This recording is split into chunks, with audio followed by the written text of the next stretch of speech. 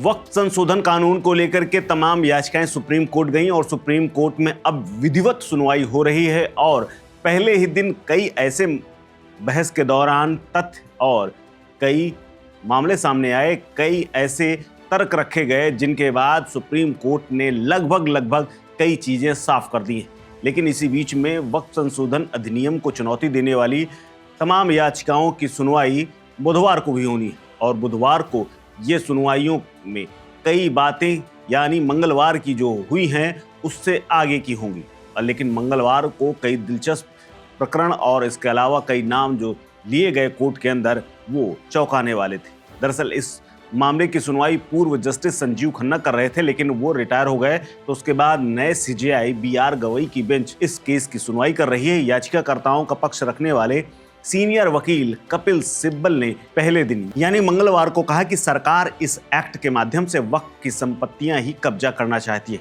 उन्होंने तर्क दिया और ये भी कहा कि वक्फ के रजिस्ट्रेशन की जो तारीख है वो आज़ादी के बाद की है। उन्होंने ये भी कहा कि वक्फ का अर्थ अल्लाह के लिए समर्पण से, यदि कोई वक्फ में अपनी संपत्ति देता है तो वो एक तरह से अल्लाह के लिए दान है और उसका इस्तेमाल नहीं बदला जा सकता।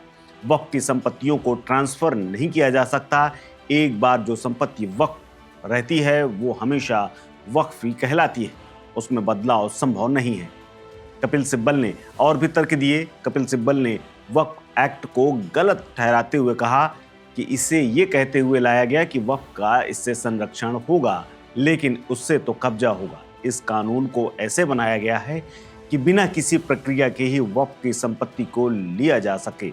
कोई संपत्ति वक्फ है या नहीं ये तय करने का एक सरकारी अधिकारी को अधिकार होगा। यदि वो कोई फैसला इधर उधर कर दे तो वक्फ संपत्ति का विवाद हो सकता है। तो अब ऐसे में बात ये आती है कि आखिर इसको लेकर के आगे बात क्यों जा रही है और आखिर वक्फ है क्या? वक्फ तो अल्लाह के प्रति एक समर्पण है, इसे किसी और को ट्रांसफर नहीं किया जा सकता, ये तथ्य दे दिया गया है। लेकिन इसी बीच में खजुराहो मंदिर का भी जिक्र आया है।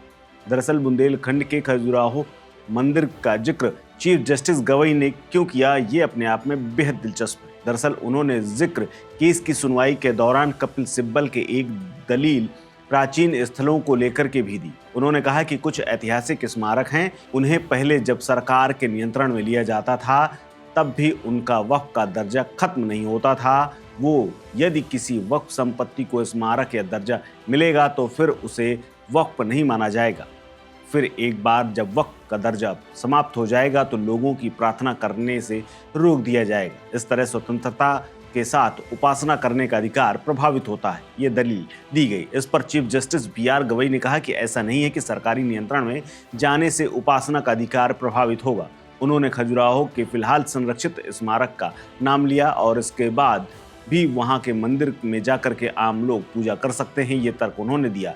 जिसके बाद कोर्ट में कुछ देर पलों के लिए सन्नाटा हो गया, क्योंकि गवई की बात को सुन करके ये बात स्पष्ट हो गई कि सरकार के नियंत्रण वाले तमाम अभी भी मंदिर और तमाम स्मारक हैं जहां पर लोग घूमते हैं, जहां पर लोग प्रार्थना और पूजा करते रहते हैं, लेकिन उसके तमाम अधिकार सरकार के पास है। फिलहाल इस मामले में आगे और सुनवाई होनी है और आज का दिन बेहद अहम है। अब इस मामले में आखिर क्या फैसला आता है ये सुप्रीम कोर्ट तय करेगा। दोनों पक्षों की सुनवाइयों के लिए अच्छा खासा वक्त सुप्रीम कोर्ट ने दिया है, लेकिन इससे पहले मंगलवार को स्पष्ट कह दिया कि जब तक कोई ठोस वजह इस कानून को लेकर के नहीं होगी, कोई ठोस दलील याचिकाकर्ताओं की तरफ से नहीं होगी, तब तक इसमें वो कोई फैसला नहीं देंगे। यानी कोई भी इसको रद्द करने या इसको रोकने जैसा कोई बात वो नहीं करेंगे। इसके पीछे यानी कानून को बदलने के पीछे या कानून को रोकने के लिए ठोस वजह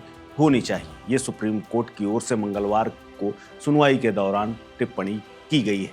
फिलहाल इस खबर में इतना ही। अपडेट्स के लिए बने रहिए वन इंडिया हिंदी के साथ। नमस्कार। Subscribe to One India and never miss an update.